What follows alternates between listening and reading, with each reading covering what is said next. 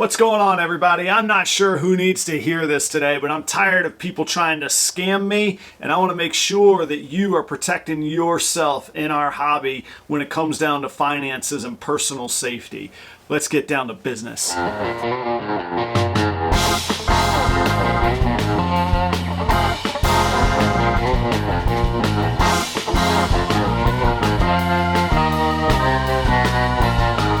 What's going on, everybody? It's Adam at Proper Royals. I'll save you the headache because today ain't about clicks and view this and like and subscribe. I hope you'll do all that if you like it. But I gotta tell you, I'm so frustrated with people putting a bad name on our hobby. I came home and I didn't even have time to change out of my work clothes. I was so riled up I wanted to come hang out with my snake in here. So this is Johnny, and he's a gorgeous orange dream, isn't he? 100% hep pied male stud that I use. He doesn't want to be calm. We're gonna have to put him away. All right, Johnny doesn't want to hang out. He's safely put away. So on my lunch break today, I'm talking with a dude that lists a female lavender albino on the local Jacksonville area reptile group that I'm a part of. I shoot him a note. I say, hey, I might be interested. And he says, cool. And I'm new in town, blah, blah, blah. Give him some story. And I said, well, look, if you still got it for the weekend, I'll come take a look. I might be interested.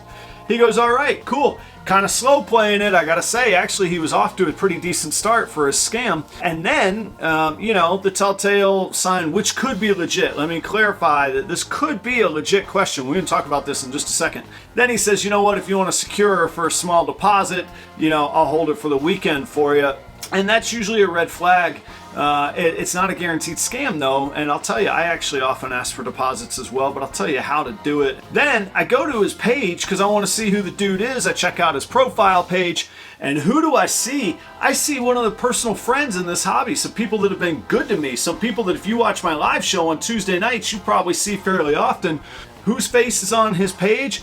But Courtney from Leviathan Snakes. So I know Courtney, I know them, as far as people in the hobby, I know them pretty well. Clearly that is she is not this guy's partner, because I know Steven very well also.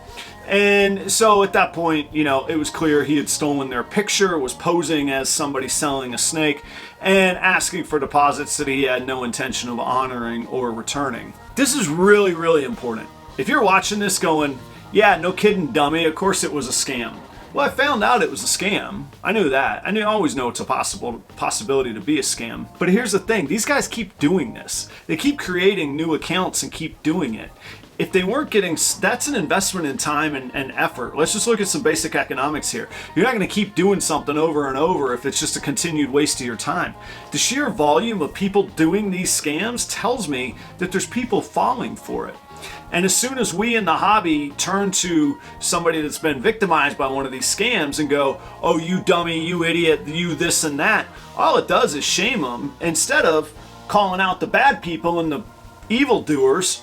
I've promised myself I won't cuss on this channel because it's a family channel, but today's going to be tough. I'm going to get good with my adjectives today. So that's what makes me crazy, and that's what tells me that somebody does need to hear this. So let's get back to the deposit conversation, because if you go to my Morph Market page, you'll see I'll hold a snake for you, but you have to put down a deposit. So telltale signs of the scam is when somebody won't accept PayPal for a deposit. And let me clarify, because PayPal alone is not good enough. You need to pay on PayPal with your attached credit card. So you get two levels of safety. You get your credit card consumer protection, and you get the PayPal buyer's protection.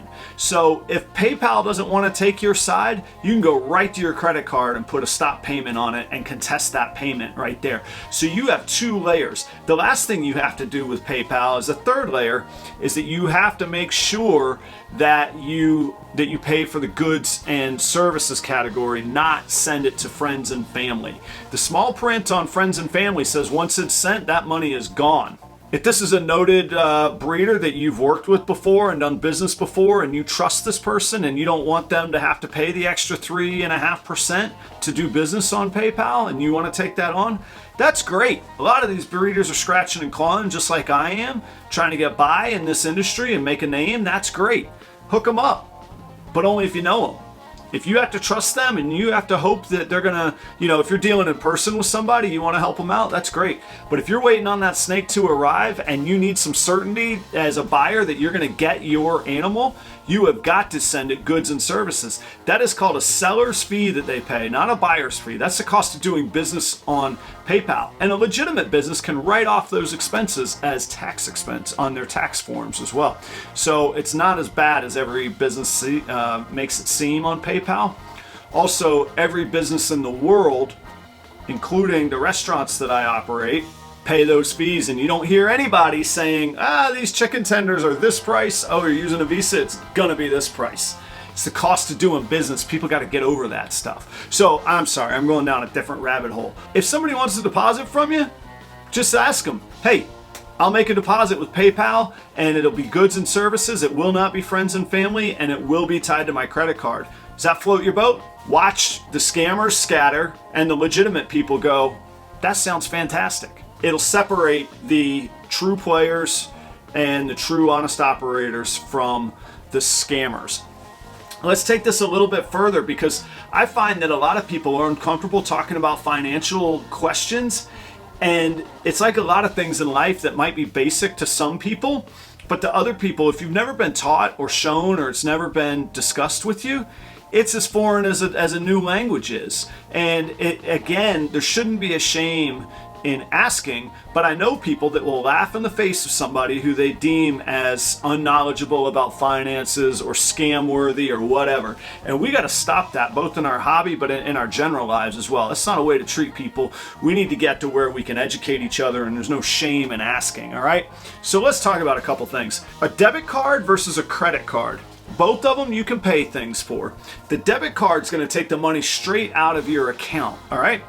Vendors love debit cards because they get paid right away. Credit cards generally get paid at the end of the month. Now, PayPal will pay a vendor right on the spot or within 24 hours kind of thing.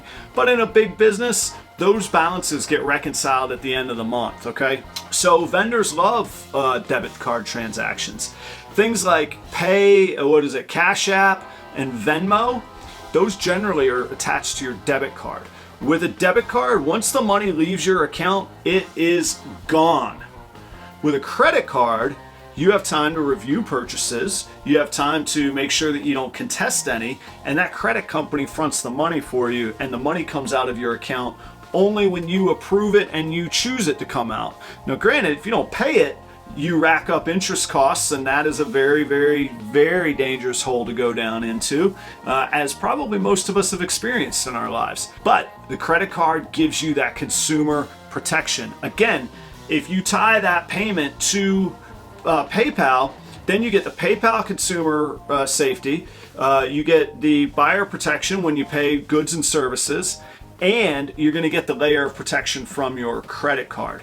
Remember, once the money leaves your checking or savings account from a debit transaction, it's nearly impossible for you to get that money back. I actually don't even carry a debit card. My wife laughs at me.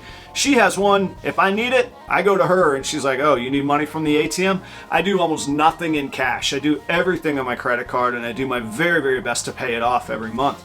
But it's because I get those buyer protections, okay? Be careful with your money. Be careful out there. Let's snuff out these scammers. Let's take care of each other and not shame each other for something that one of us thinks is obvious because we've had time and we've been told and taught throughout our lives. But remember, we all started somewhere, whether it's in this hobby or whether it's with our money. Take care of each other. I appreciate you joining me today. Until next time, see ya.